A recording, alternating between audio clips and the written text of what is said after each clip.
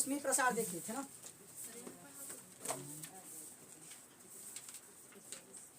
ऊष्मीय प्रसार,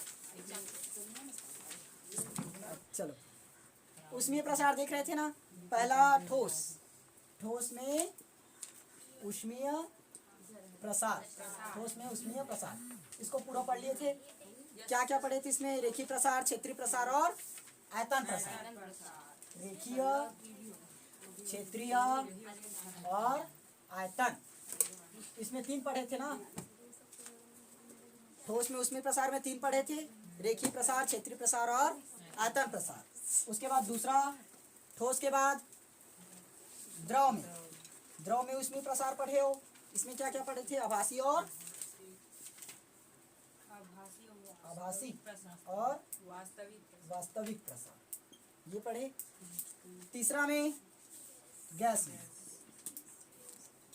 गैस में ऊष्मीय प्रसार, इसमें क्या क्या पढ़े थे?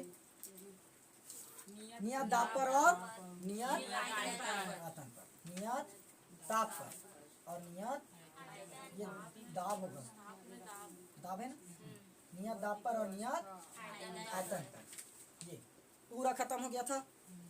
तीनों पढ़ लिए है ना। ठोस में उसमें प्रकार, क्षेत्रीय, रेखीय और आयतन, इस पर आभासी और वास्तविक, नियत दाब पर और नियत आयतन पर, पूरा खत्म। ऊष्मा का प्रभाव के अंतर्गत आया था ना, ऊष्मा का प्रभाव।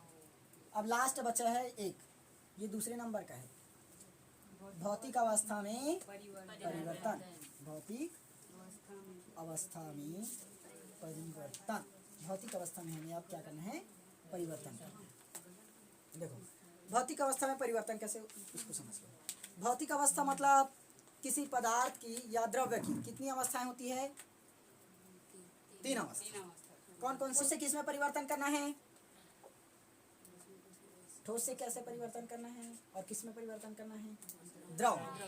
द्रव से हमें किस में परिवर्तन करना पड़ेगा? गैस में। गैस से फिर से किस में परिवर्तन करोगे? ठोस में। यह है भौतिक अवस्था में परिवर्तन। इसको बोलते हैं उत्क्रमणीय। उत्क्रमणीय मतलब जो नष्ट न हो, चलते ही रहे चक्र के जैसे। तो हमने क्या बनाया? ठोस से द्रव, द्रव से गैस, गैस से वापिस से ठोस, ठोस से फिर द्रव, फिर द्रव से गैस, ये चलते जाएगा, नष्ट नहीं होगा। ठीक, अब ये होगा कैसे? देखो, इसका एकदम सीधा साधा एग्जाम्पल है अपना बर्फ। बर्फ, बर्फ ये ले लिए। बर्फ शुरुआत में क्या रहता है? ठोस रहता है, ठोस।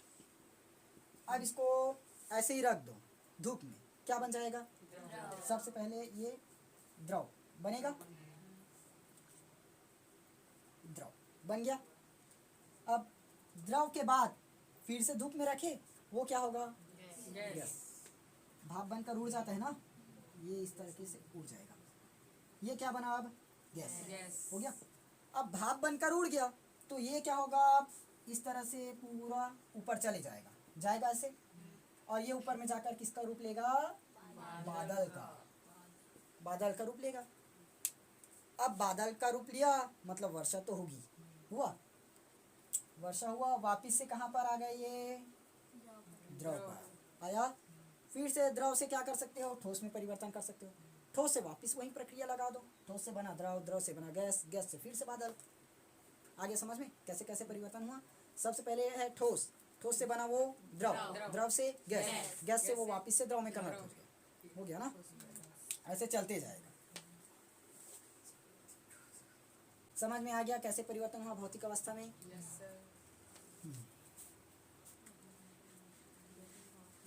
अब इसको ग्राफ में देखते हैं डायरेक्ट। सबसे पहले इसको ग्राफ में बना देते हैं, ठीक।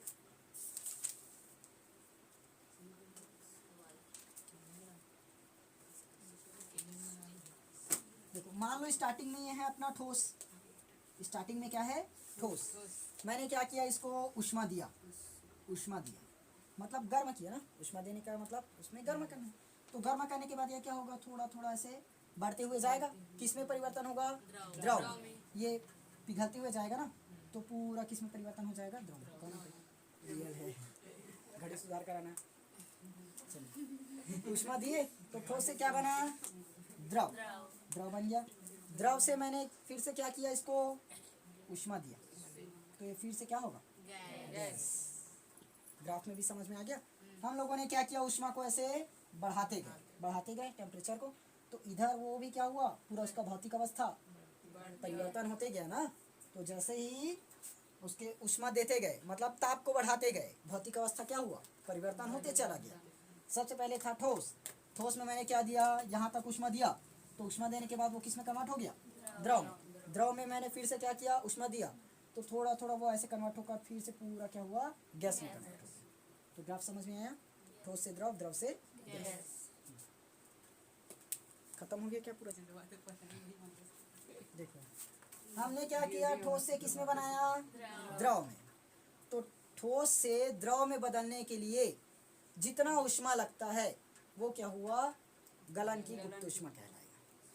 ठीक, वो उष्मा पता चला क्या यहाँ पर, कैसे लिए, नहीं पता चला। तो ठोस से क्या किए, मतलब द्रव में बदल दिए ना, तो वहाँ पर उष्मा देना पड़ेगा, बिना उष्मा दिए कैसे बदलोगे, नहीं बदलेगा ना। अगर मान लो ऐसे धूप में रखे तब भी धूप के द्वारा क्या हुआ, उष्मा मिला, सूर्य के द्वारा मिला, भले ही हमारे द्वारा नहीं दिया गया लेकिन सूर्य के द्वारा तो दिया गया, तो कुछ ना कुछ उष्मा लगा।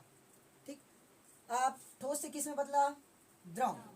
तो ठोस से द्रव में बदलने के लिए जो लिया जाता है वो क्या है, गलना, गलता है ना। ठोस यदि द्रव में परिवर्तन होता है तो उसको कहते हैं गलना। जिस ताप पर कोई पदार्थ क्या हो, पिघलना स्टार्ट करे, वो क्या है, गलना। और जिस ताप पर बर्फ बनना स्टार्ट हो वो हिमांक। ठीक, बर्फ बन जाए मतलब हिमांक। तो खैर हम लोग यहाँ पर गलन बस जान रहे हैं। तो गलना मतलब ठोस को क्या करना है, द्रव में बदलना। अब गलाकर ही बदलोगे, जैसे लोहा है, लोहा को मान लो हमें द्रव बनाना है, और वो बनता भी है ना, जानते हो, तभी तो उसका नया आकार बनता है। तो उसको गलाते ही हैं, बिना गलाए कैसे बनाएंगे, नहीं बनाते ना, तो गलाना पड़ेगा, तो वो है गलन। ठीक, ठोस से द्रव में बदलने के लिए। अब गलाए तो वहाँ पर क्या करना पड़ेगा, हमें उष्मा देना दिए, तो वही उष्मा क्या कहलाएगी, गलन की गुप्त उष्मा, गलन की गुप्त उष्मा।